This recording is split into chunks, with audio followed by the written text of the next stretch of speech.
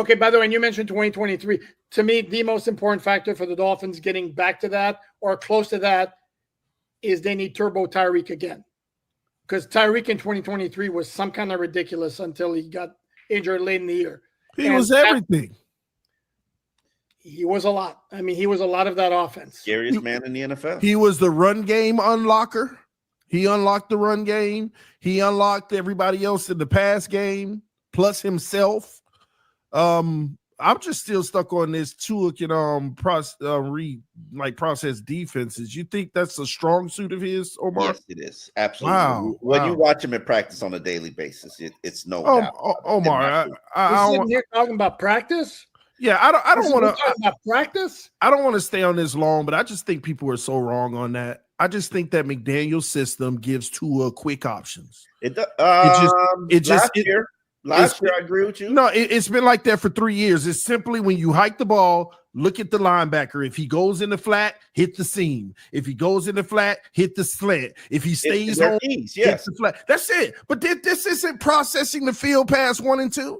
This is Tua clearly goes past 1 and 2. You can watch the Hard Knocks episode on rare occasions. Rare occasions. On a regular occasion. But anyway, I'm going to ignore your Tua talk and move on to, can we at least right now acknowledge the fact that Tyreek played through a serious injury all of 2024? Absolutely. I said that all along. I mean, and it wasn't just the wrist. He also had issues with, was it a toe, a foot, ankle? I mean, there were a series of physical ailments with Tyreek last year. The question is, it's not a slam dunk, though, because he's a year older. It's not a slam dunk that he can get back to 2023 Tyreek. If he can, that unlocks a lot of possibilities for the Dolphin offense. What I don't like is the distraction of a divorce and the distraction of the destruction of your family. And I get it. That sometimes cannot be avoided.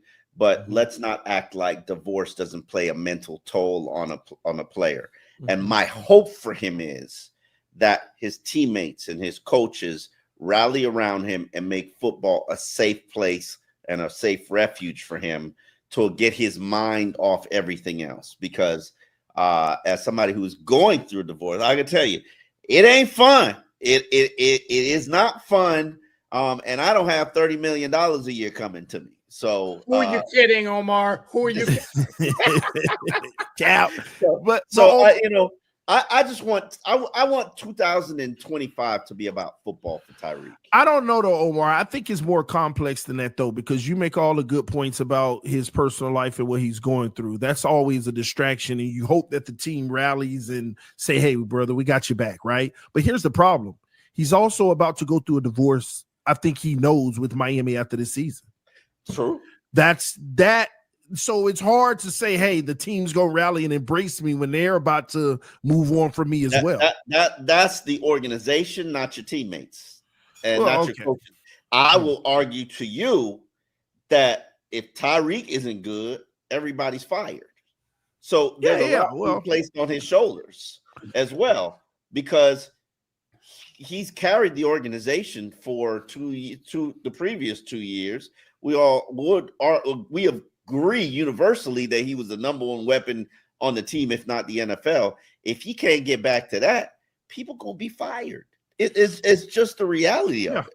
Well, acknowledging that he played hurt, Alan make a good point, because remember with the incident outside the stadium with law enforcement, I had surgery, something on his lower body.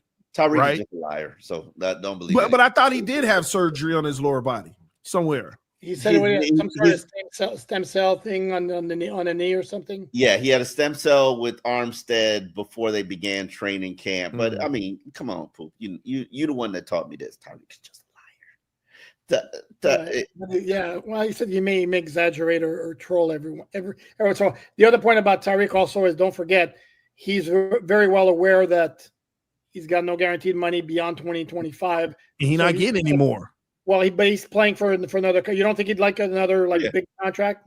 No, he's not getting it from the Dolphins. But yes, you're right. He is playing for another big contract, because there's no way they're going to honor $40 million. Is there a world where he's shipped at the trade deadline? Because the Dolphins, absolutely, absolutely. You don't see that, Poupard? Yeah, I could see that happening. Oh yeah. If we're out of it, Mike McDaniel's fired. I know you want to you want to be all over that. Look at that face, TD. Mike McDaniel fired. I'm not an advocate of Mike McDaniel getting fired. I don't know why you think that. I'm not a McDaniel. Absolutely. We having a fire sale at the trade deadline. I don't like the idea of McDaniel getting fired. I would You like want him to coach out the whole season. It's not about this team. I want to see McDaniel pick his quarterback in his unit. I want to give him that chance. Now, I don't like that. Okay, well, he go down with the rest of them.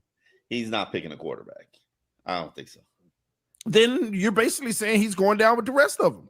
So Maybe he already did. Quarterback is going to say Mike McDaniel. Maybe he already did pick his quarterback. Well, he did, Tua. No, that's the point. Yours.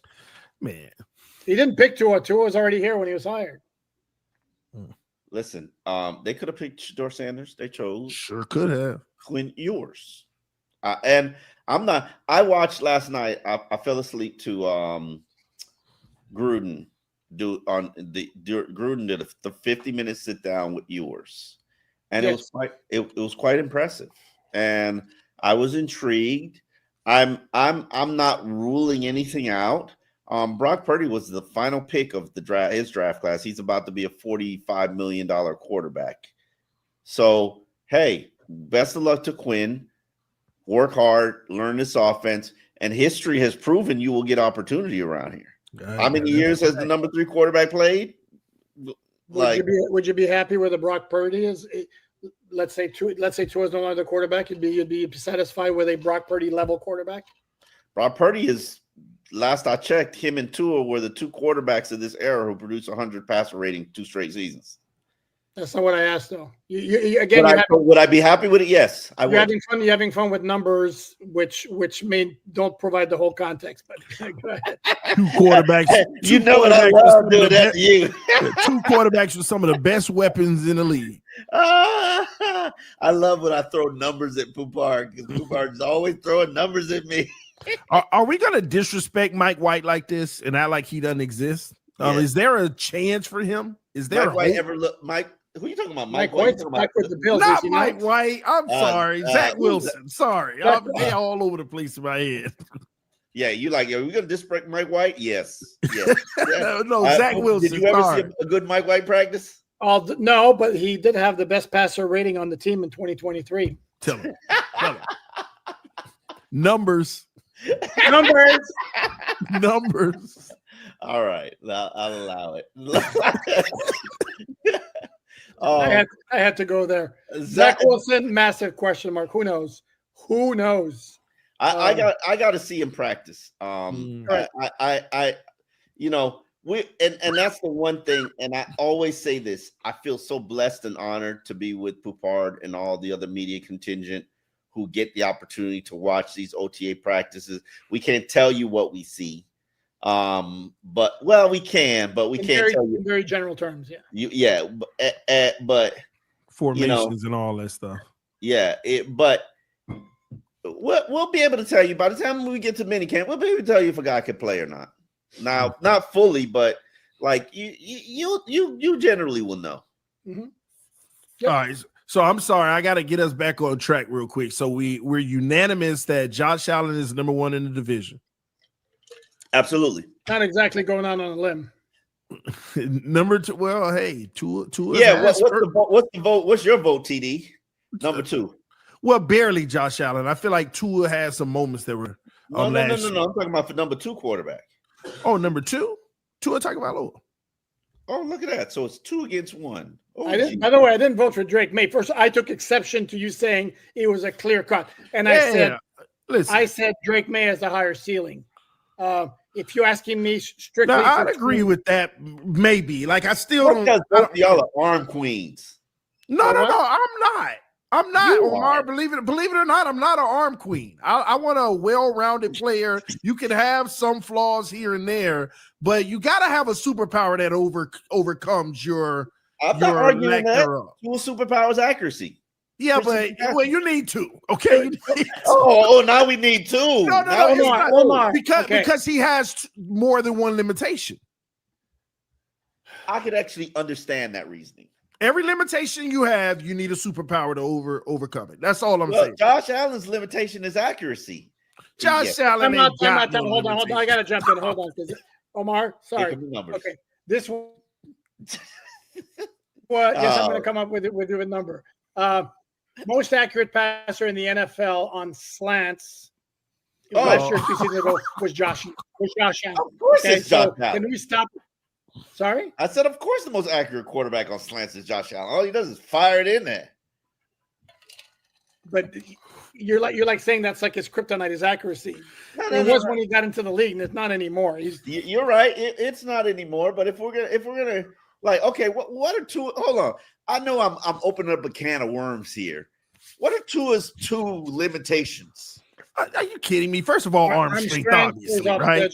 And then his inability to be able durability. I mean, improvisational skills. No, mobility. He can improvise. No, he can't. No, Omar, you cannot. Y'all got to stop taking 1 out of every 100 times. See, guys who can improvise,